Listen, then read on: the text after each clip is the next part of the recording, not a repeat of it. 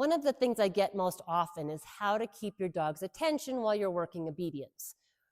When I ask follow-up questions, the person's having problems with maybe dumbbell retrieves or signals or drop on recall or some other exercise. If I don't have engagement with my dog, I do not worry about working an exercise.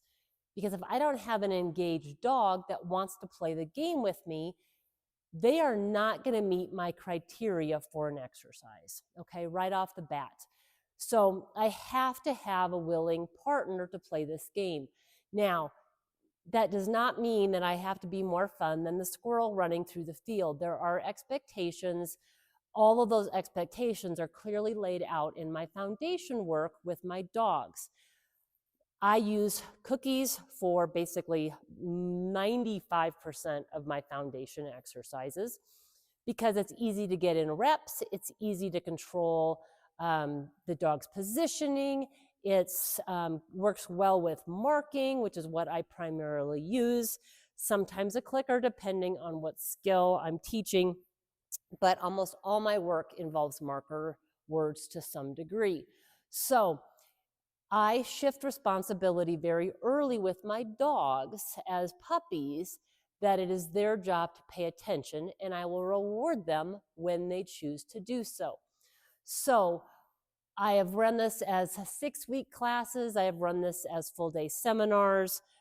Most of the people that come to me with issues that they want to work, even if they're working in utility, even if they're working on an otch, when they come in, we generally go back to engagement, okay? My dogs are not allowed to drag me around the training grounds in my building or anywhere else that I go. They know what their jobs are, okay? It is their job to stay engaged. Yes, I have taught them those skills and I have rewarded those skills, but I shift responsibility very early on to say it is your job to pay attention, stay engaged, and play this game, okay? So what I will be doing is I will be doing an online class. Through Facebook is going to be probably the easiest. That way it's easy for people to upload videos, for me to comment, for people to see my responses to other people's questions. I do feel it is very important to watch other people work their dogs because we learn what works and what doesn't. There is no cookie cutter approach, okay? I started with German Shepherds in obedience. My novice A dog was a very large male German Shepherd. Then I moved to a girl German Shepherd who was my first otch. Then I switched over to English Springer Spaniels, English Springer Spaniels. My third English Springer Spaniel right now, he is working on his otch.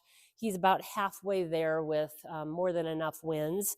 Zoe is just now coming into the utility ring. She is almost 3 years old, and she is a pure joy to work. I love being back to a herding dog. So I haven't shown a golden. I haven't shown a border collie. What works for her is extremely different than what works for my male Springer that I'm currently showing.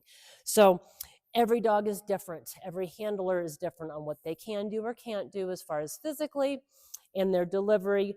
A lot of obedience is timing. So we continue to work on that as well.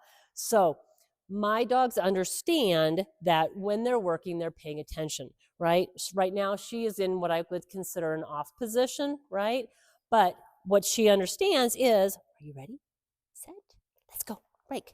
When I release her from that off position, she needs to offer engagement, okay? This is very well shaped with her as far as she knows her criteria. I'm not going to micromanage this. Had she come out and gone to the floor, for example, she would have been wrong. She might have got a touch on the rear and said, hey, what are you doing? We're working, right? So even when I'm not actively engaged with her, I'm not telling her where to go, I still expect this from my dog. She is ready to work, okay? Doesn't mean she's not going to glance away, especially when I'm not paying attention, okay, which is not something that I do when I am actively training my own dogs. But she needs to understand that if she is out here and she's working, she needs to be ready at any point for me to go, are you right? You ready? Okay, get close, close. Good job, up here. Okay, she needs to understand what her criteria is. Break, touch.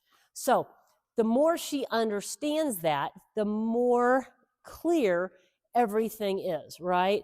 And that is with any exercise that you do with your dog. So from the very, very start, we have to have this, okay?